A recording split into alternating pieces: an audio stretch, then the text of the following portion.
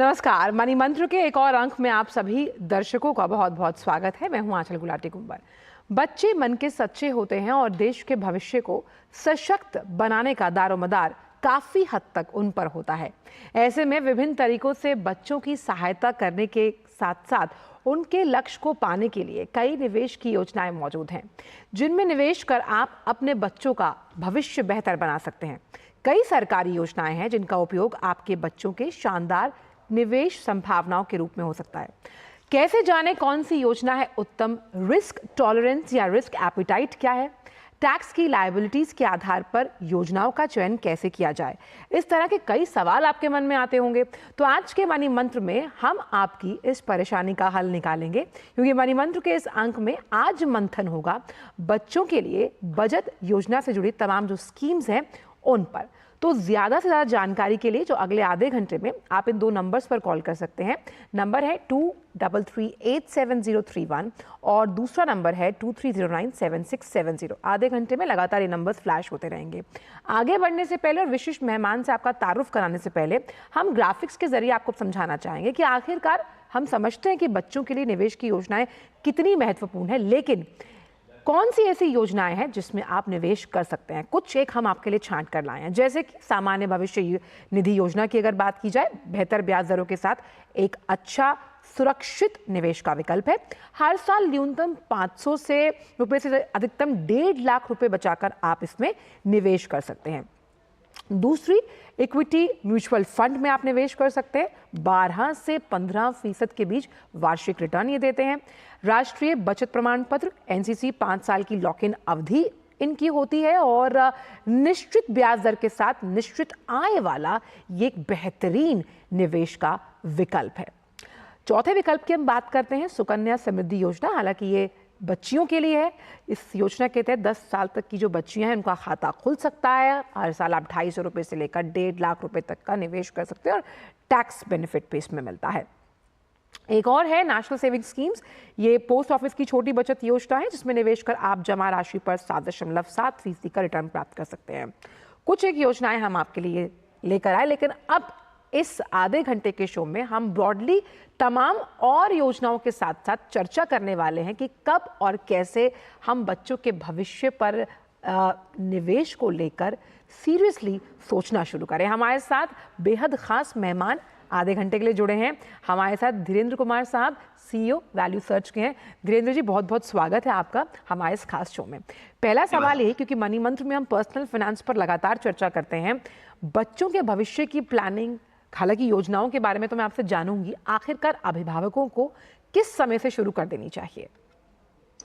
जल्दी से जल्दी और जल्दी से जल्दी इसलिए कि ये जो कंपाउंडिंग का जादू है वो 1 साल 2 साल 4 साल भी विलंब होने से आपको भविष्य में जब आपके पास समय नहीं होगा तब बड़ा अफसोस होगा कि काश ये थोड़ा पहले किया गया होता। और ये जो कंपाउंडिंग का जो जादू है, इसको ट्रिगर होने में थोड़ा समय लगता है। शुरू में आप अगर 1000 रुपया भी महीना बचाना शुरू कीजिएगा तो साल में 12,000 बचेगा। वो अगर 10-12% से भी बढ़ेगा तो लगेगा कि ये कुछ खास नहीं हो रहा है, लेकिन ये करते करते 4-5 साल में आपको अचानक लगेगा कि जो आप पैसा बचा रहे हैं उससे ज्यादा आपको इस पे सालाना रिटर्न मिल रहा है, और इसका एहसास होने में थोड़ा समय लगता है। जी। ये बिल्कुल एक पेड़ लगाने जैसा है कि बहुत दिन तक आप उसको देखते रहेंगे और वो बढ़ेगा ही नहीं, लेकिन अचानक आपको लगेगा कि अब ये छायादार पेड़ हो गया और फल भी दे रहा है। उसी तरह निवेश काम करता है।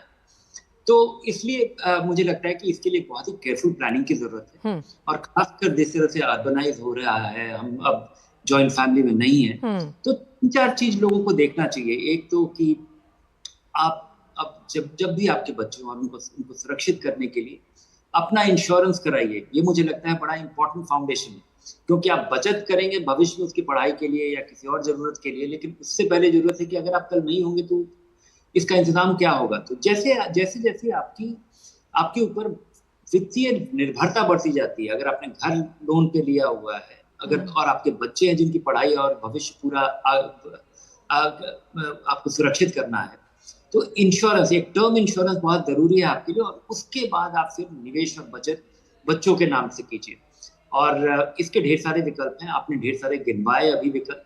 अधिकतर फिक्स्ड इनकम है, और यहाँ पे मैं कुछ बताना चाहूंगा कि फिक्स्ड इनकम अच्छा है, सुरक्षित है, थोड़ा होना चाहिए, लेकिन क्यों इस लंबे समय की अवधि के लिए इक्विटी बहुत जरूरी है। हम्म।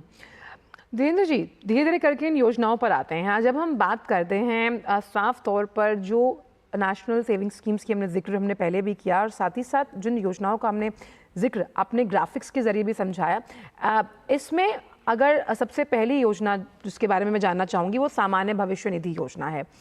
किस लिहाज से इसमें पेरेंट्स जो हैं अपने बच्चों के लिए सेविंग करना शुरू कर सकते हैं और ये कितना ज़्यादा फायदेमंद निवेश का विकल्प है जब हम अन्य योजनाओं से इसकी तुलना करते हैं? पब्लिक प्रोविडेंट फंड का अकाउंट आप बच्चों के नाम से अगर खोलते हैं और उसमें आप पैसा पैसा लगाते हैं तो इसके दो फायदे हैं। एक तो इससे ज्यादा सुरक्षित इस भारत में कोई और बचत योजना नहीं है। फिक्स्ड इनकम में गारंटीड रिटर्न सेगमेंट में इससे ज्यादा रिटर्न मिलने वाला कोई और दूसरा विकल्प नहीं है। तीसरा इसका जो खास फायदा है कि इस पे मिलने वाला ब्याज पूरी तरह टैक्स फ्री होता है। भविष्य में आपकी आमदनी अगर बढ़ भी जाएगी और आप टैक्स ब्रैकेट में भी आते हैं तो इससे मिलने वाला ब्याज जो है वो पूरी तरह टैक्स फ्री होगा। तो ये 3 खास फायदा है। इसके अलावा एक और फायदा है जो कि बहुत बहुत बहुत लोगों के लिए वो मायने नहीं रखता होगा कि अगर आप किसी भी तरह के कानूनी दांव पेच में आ जाते हैं तो पब्लिक प्रोविडेंट फंड को आपके कोई कोर्ट भी नहीं जोड़ सकती है। इसको ये पूरी तरह से खैर ये आम लोगों के लिए, ये बहुत अधिकतर लोगों के लिए खास नहीं है, लेकिन ये काफी ये safe, ultra safe, reasonable yielding और टैक्स फ्री रिटर्न देने वाला इकलौता ऐसा स्कीम है। और अगर नेशनल सेविंग स्कीम्स का जिक्र करें जिसमें 5 साल की लॉक इन अवधि है और एक निश्चित आय वाला निवेश का विकल्प है, ये कितना बेहतरीन स्कीम है जब हम बच्चों के भविष्य की बात करते हैं। क्योंकि हम जानते हैं कि अगर एजुकेशन की बात की जाए तो हायर एजुकेशन के लिए अगर बच्चे बाहर जाना चाहते हैं या फिर हायर एजुकेशन की बात हम यहाँ भारत में भी करें तो उसके लिए एक्स्ट्रा अमाउंट जोड़ना पेरेंट्स के लिए अभी से उसकी प्लानिंग करना बहुत ज़रूरी है। जी हाँ, आज के दिन जो पहले स्थिति बिल्कुल अलग थी कि जो हायर एजुकेशन का जो खर्चा था वो उसका आप आकलन कर पाते थे। आज के दिन ये आकलन कर पाना भी बड़ा मुश्किल है। एक अच्छे इंजीनियरिंग कॉलेज में पढ़ाई 5-7 लाख रुपए में भी हो सकती है और 20 लाख रुपए में भी हो सकती है और 1 करोड़ में भी हो सकती है। तो ये इसका आकलन करना बड़ा मुश्किल है और बहुत सारे विकल्प आपके लिए होंगे ही नहीं अगर आपके पास साधन नहीं है। तो ये सक्षम होने के लिए जरूरी है कि आप इसकी तैयारी करें। संभव नहीं है कि आप हर तरह की जरूरत की पूरी तैयारी कर पाए, लेकिन अगर साधन रहेगा तो बहुत सारे विकल्प आपके लिए खुले रहेंगे जो कि आप जिसको कि आप एक्सप्लोर भी नहीं करेंगे। और उसी को इनेबल करने के लिए ये हर एक पेरेंट का ये इच्छा होती है। हमारे यहाँ जिस तरह से एजुकेशन को एक काफी ये एक फोकल पॉइंट मुझे तो वो पुराना वक्त याद है कि हमने फिल्मों में भी देखा है। अगर हम थोड़े पुराने दौर में जाएं कि जो माता पिता का पीपीएफ या उनका जो माँ के जो गहने हैं या फिर इस तरह का जो फिजिकल फॉर्म ऑफ गोल्ड है उसी का इस्तेमाल कर बच्चों के लिए उनकी एजुकेशन के लिए या फिर शादी के लिए इस्तेमाल किया जाता था। लेकिन अब सरकार ने जिस तरह से विभिन्न स्कीम्स चलाई हैं, क्योंकि अब अगर हम नौकरियों की बात करते हैं तो वो भी बेहतरीन विकल्प मार्केट में मौजूद हैं, उस लिहाज से अब निवेश के विकल्पों में भी असीम संभावनाएं हैं।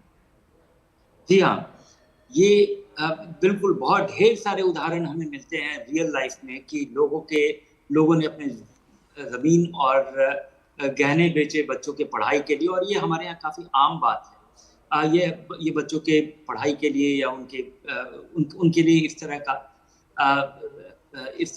सैक्रिफाइस बहुत ही नॉर्मल माना जाता है, क्रेडिबल माना जाता है। और लेकिन ये जितने ढेर सारे विकल्प हैं इसको लोगों को जरा सिंप्लीफाई करना चाहिए। रेगुलरिटी और समय बहुत जरूरी है। जैसे अगर आप इसको कई तरीके से अपने हैबिट में बदल सकते हैं।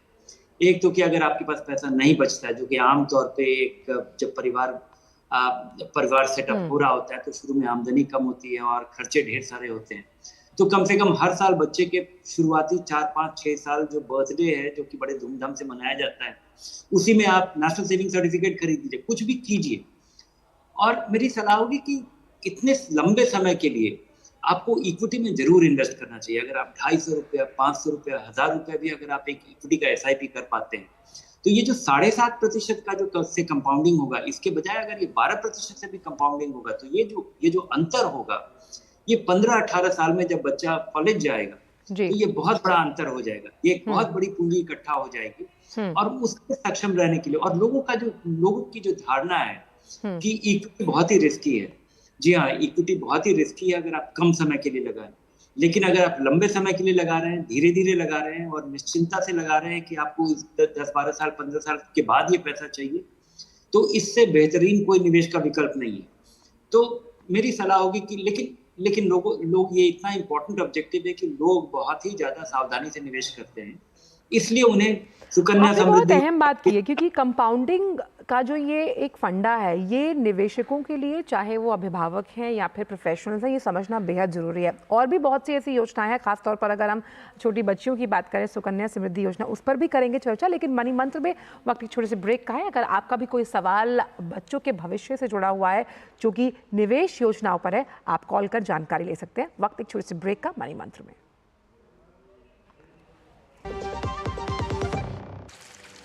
अरे ममता, कहाँ जा रही है भरी दोपहरी में? कहीं नहीं माँ, बस वोट डाल कर आई। बाहर धूप देख रही है? तुम इतनी कड़ी धूप में मीलों चलकर पानी लेने जाती थी, और आज हमारे घर में खुद पानी चलकर आता है। अरे माँ, जिसने घर तक नल से जल पहुँचाया है, उसको वोट देने के लिए धूप छाँव थोड़ी ना देखेंगे। चलो माँ, साथ चलते हैं। जिसकी गारंटी ने जिंदगी संवारी, उसको वोट देने की गारंटी हमारी। कमल का बटन दबाएं, भाजपा को जिताएं। ब्रेक के बाद सभी का स्वागत मनी मंत्र में, जहां पर्सनल फाइनेंस पर हम लगातार चर्चा करते हैं हर हफ्ते शनिवार सुबह 9:30 बजे। और आज का चर्चा का विषय बहुत ही खास है, क्योंकि ये जुड़ा है बच्चों से, क्योंकि बच्चों के भविष्य को बनाने के लिए कैसे हम बचत योजनाओं में निवेश कर सकते हैं। धीरेन्द्र जी जुड़े हुए हैं हमारे साथ। धीरेन्द्र जी, हम बात कर रहे थे यहाँ पर सुकन्या समृद्धि योजना की भी, सरकार द्वारा चलाई गई योजना, क्योंकि जब बेटी पढ़ती है तो देश आगे बढ़ता है। उस लिहाज से आप इस योजना को कितना अहम मानते हैं, क्योंकि इसमें जो रिटर्न है, अगर हम मार्केट में तमाम अन्य योजनाओं की बात करें, उससे ज़्यादा रिटर्न मिलता है आने वाले समय के लिए? जी हाँ, ये नई योजना है, बच्चियों के लिए ये खासकर बनाई गई है। और ये छोटी बचत योजनाओं में भी जो सबसे ज्यादा रिटर्न देने वाली स्कीम है, वो सुकन्या समृद्धि योजना है। इसलिए इसमें जरूर लगाना चाहिए, ये खाता जरूर खोलिए। और मुझे लगता है कि यहाँ पे आप इक्विटी फंड में जरूर इन्वेस्ट कीजिए, लेकिन यहाँ पे डिसिप्लिन के लिए, सुरक्षा के लिए, और खासकर ये जो म्यूचुअल फंड है, इन्वेस्टमेंट बाजार से जुड़ा हुआ निवेश है, जिसके बारे में अधिकतर लोगों को जानकारी नहीं है, लेकिन ये एक ऐसा स्कीम है जो कि आपके नजदीकी पोस्ट ऑफिस में उपलब्ध है। इसकी जो उपलब्धता है और इसमें जो भरोसा है और इसमें जो निश्चिंतता है, इस वजह से लोगों को इसमें पैसा लगाना चाहिए। किसी भी बेटी के लिए अगर आप कमाते हैं, बचाते हैं, और बेटी के लिए अगर आप बचत करना चाहते हैं, तो लोगों को ये विचार करना चाहिए कि हर साल उसके जन्मदिन पे जो भी पैसा इकट्ठा हो, उसमें डाल दिया जाए। और अगर सुकन्या समृद्धि योजना में अगर ये नियम से भी पैसा चल रहा है और बाकी जो आपका इन्वेस्टमेंट प्लान है वो आप इक्विटी में करते हैं, तो ये एक अच्छा मिक्स्ड कॉम्बिनेशन हो जाएगा। एक तरफ आपके पास कुछ पैसा होगा जो कि पूरी तरह सुरक्षित होगा, दूसरा जो कि उतार चढ़ाव के साथ लेकिन ज्यादा रिटर्न दे पाएगा। साथ ही योजनाओं पर जब हम निवेश की बात करते हैं, इसमें सबसे अहम लॉक इन पीरियड और कितना रिटर्न मिलता है, ये चर्चा करना भी बेहद ज़रूरी है। इसे लेकर किस तरह से अभिभावक अपने रिस्क एपेटाइट को मैनेज करते हुए और साथ ही साथ जो टैक्स की लायबिलिटीज़ हैं, उसके बारे में प्लानिंग कर सकते हैं? बच्चों के लिए अगर आप निवेश कर रहे हैं तो टैक्स प्लानिंग बहुत ही आसान हो जाता है, क्योंकि बच्चों की ज़रूरत के लिए एक तो आप म्यूचुअल फंड में या सुकन्या समृद्धि योजना या पोस्ट ऑफिस का PPF अगर ये अकाउंट आप खोलते हैं और बच्चे के नाम से आप इन्वेस्ट कर देते हैं, तो ये आपके टैक्स पे किए हुए आमदनी में से ये पैसा जा रहा है, क्योंकि बच्चे की आमदनी नहीं है। लेकिन जैसे बच्चा एडल्ट होता है, जब वो मेजर होता है, 18 साल का होता है, तो ये पूंजी उसकी हो जाती है। और ये सामान्य तौर पे आपके गार्जियनशिप में अगर बच्चे का आप बैंक खाता खोलते हैं और एक माइनर का बैंक खाता खोलते हैं, वहां से ये पैसा निवेश होता है बच्चे के नाम पे। बच्चा जब 18 साल का होता है तो ये पैसा उसका हो जाता है। और ये बिना किसी ये ट्रांजिशन जो है, इस वजह से वो पैसा जब बच्चा निकालता है तो बच्चे की कोई आमदनी शुरुआत में किसी जरूरत के लिए अगर वो पैसा निकाल रहा है, पढ़ाई के लिए निकाल रहा है, तो उसकी आमदनी नहीं है और उसका टैक्स ब्रैकेट बिल्कुल निचले स्तर पे है। तो ये टैक्स के नजरिए से भी बहुत ही बेहतरीन विकल्प है, क्योंकि आपका अगर टैक्स लगता ही नहीं है और उस समय आप धीरे धीरे पैसा निकाल रहे हैं अपनी जरूरत के हिसाब से खर्चे के लिए, तो इससे बेहतर क्या हो सकता है। तो ये टैक्स के नजरिए से अगर इससे निवेश किया, चलिए हमारे साथ पहले कॉलर भी जुड़े हुए हैं, अश्विनी जुड़े हुए हैं। अश्विनी जी पूछिए सवाल, लखनऊ से आप जुड़े हैं हमारे साथ। जी, मेरा सवाल ये था कि मेरी बेटी 12th में है, तो मैं कौन सा ऐसा लूं कि जो उसके लिए सुटेबल हो। आपकी बिटिया 12th में है? जी जी, क्या निवेश का विकल्प हो सकता है? हालांकि मुझे लगता है कि थोड़ी देर हो गई है, लेकिन कोई बात नहीं, देर आई दुरुस्त आए। तो अभी तो क्या विकल्प हो सकते हैं? निर्भर करता है, लेकिन मेरी सलाह होगी कि कोई ऐसा कंजर्वेटिव फंड, बहुत सारे ऐसे फंड है जिसमें कि 10-15%, 20% इक्विटी में पैसा लगा होता है। और दूसरा चीज की समय इनके पास कम है, लेकिन फिर भी अगर आपकी बेटी अगर पढ़ाई करने जाती है और वो 3 से 5 साल की पढ़ाई है, तो सारे पैसे की जरूरत आज नहीं पड़ेगी। केवल उतना पैसा जो कि आपको पहले साल के फी के लिए चाहिए वो आप डेट में रखिए अपनी, या बैंक में रखिए, या किसी शॉर्ट टर्म डेट फंड में रखिए। जो पैसा आपको 2-3 साल के बाद चाहिए होगा उसके लिए एक कंजर्वेटिव हाइब्रिड फंड में पैसा लगाइए। वहां पे लगाया हुआ पैसा आपको डिपॉजिट से बेहतर रिटर्न दे पाएगा। और आप जब पैसा जब आपको आपकी जरूरत होगी तब तक आप बड़ी आसानी से निकाल पाएंगे, क्योंकि यहाँ पे कोई लॉक इन नहीं होता।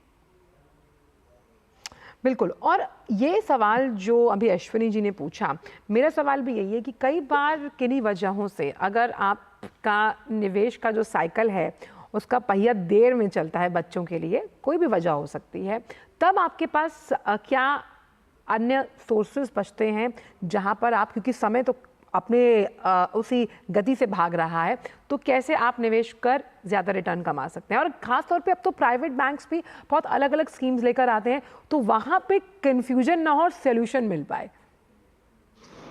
नहीं, यहाँ पे कम समय में ज़्यादा रिटर्न जनरेट करना, इस टेम्पटेशन से लोगों को रेजिस्ट करना चाहिए। यहीं पे आमतौर पे गलती होती है। अगर आप कम समय में ज़्यादा रिटर्न चाहेंगे तो कोई ना कोई आप ऐसा रिस्क ले रहे होंगे, या कोई आपको झूठ बोल करके कुछ प्रॉमिस कर रहा होगा जो कि सच नहीं होगा।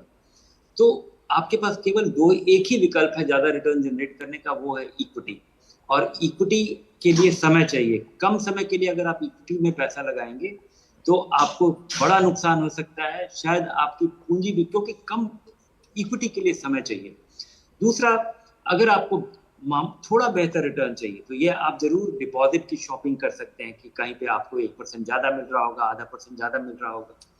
थोड़ा कैलिब्रेटेड रिस्क लेने का, जैसे मैं कह रहा था कि अगर आपको पैसे, आपके पास ज्यादा समय नहीं है लेकिन फिर अभी भी 6-7 साल का अगर समय है, तो किसी कंजर्वेटिव डेट फंड में लगाना या किसी बैलेंस फंड में पैसा लगाना जिसमें कि सारा पैसा आपका इक्विटी में नहीं लगा रहेगा, या कम पैसा, जो अगर आपके पास 5 लाख रुपया है तो 3 लाख रुपए को आप शॉर्ट टर्म डेट फंड में लगाइए, या किसी बैंक में डिपॉजिट कीजिए। 1-2 लाख रुपए ही लगाइए, जिसको कि वो जो पैसा है, ये जो 20%, 40% पैसा आपका, जिसके पास थोड़ा समय होगा, उसकी जरूरत आपको शुरुआत में नहीं पड़ेगी, उसके साथ आप इंतजार कर पाएंगे। तो यही नजरिया आपको आमतौर पे रखना चाहिए कि आपके पैसे पे जिससे आपको ज्यादा रिटर्न की उम्मीद है, उसके लिए आपके पास समय होना अनिवार्य है। जी, एक चीज मैंने बहुत अभिभावकों में देखी है कि, चलिए वापस चलेंगे कि शोभना हमारे साथ जुड़ गई है राजकोट से। शोभना जी पूछिए सवाल। मेरा बच्चा अभी 15 साल का है, तो क्या मैं उसका डीमेट अकाउंट ओपन करके निवेश कर सकती हूँ? सर 15 साल का बेटा है, डीमैट अकाउंट के जरिए निवेश जानना चाह रही हैं।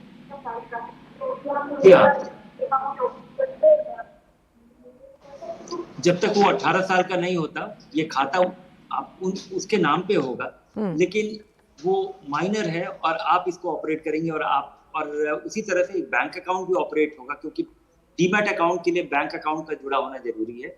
बैंक अकाउंट से ही पैसा जाएगा कोई सिक्योरिटी खरीदने के लिए।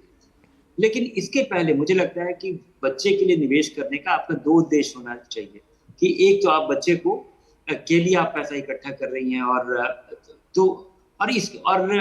जो बाजार से जुड़ा हुआ निवेश है, शुरुआती निवेशक किसी के लिए, इसके लिए डीमैट अकाउंट होना जरूरी नहीं है। आप किसी भी म्यूचुअल फंड में 500 रुपए से 5000 रुपए, मतलब नियमित रूप से आप पैसा लगा सकती हैं और इसके लिए डीमैट अकाउंट की जरूरत नहीं है। आप एक अच्छे फंड का चुनाव कीजिए, नियमित रूप से उसमें पैसा लगाइए, बच्चे के नाम से लगाइए, बच्चे का बैंक का खाता होना चाहिए। वो जब मेजर होगा, जब वो 18 साल का होगा, तो ये निवेश उसके नाम उसी के नाम पे है और वो ऑपरेट करने में पाने में सक्षम होगा।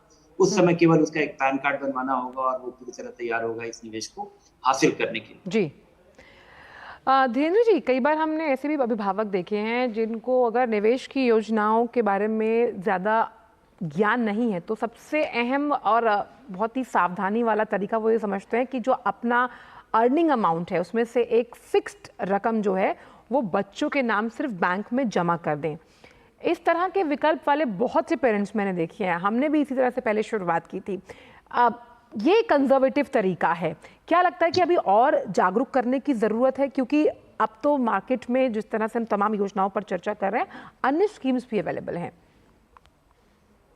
जी हाँ, निश्चिंतता से जनरेट करने के लिए, रिटर्न जनरेट करने के लिए सुरक्षित तरीके से बैंक में डिपॉजिट करना, नेशनल सेविंग सर्टिफिकेट खरीदना, ये एक अच्छी शुरुआत है।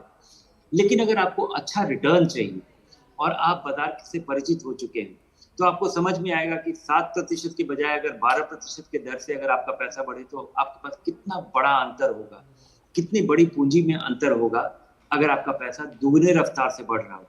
और लंबे समय, और चूंकि इसमें रिस्क है कम समय में, इसलिए इसके समय होना अनिवार्य है। तो मेरी सलाह होगी कि बच्चों के होने के पहले, बच्चों के लिए निवेश होने के पहले, किसी भी व्यक्ति को जब वो कारोबार काम शुरू करे, जब आमदनी हो, बचत हो, तो उसको ये समझ लेना चाहिए कि ये चीजें काम कैसे करती है। क्योंकि आपको सबसे ज्यादा डर उन चीजों से लगता है जिसके बारे में आपको पता नहीं है कि ये काम कैसे करता है।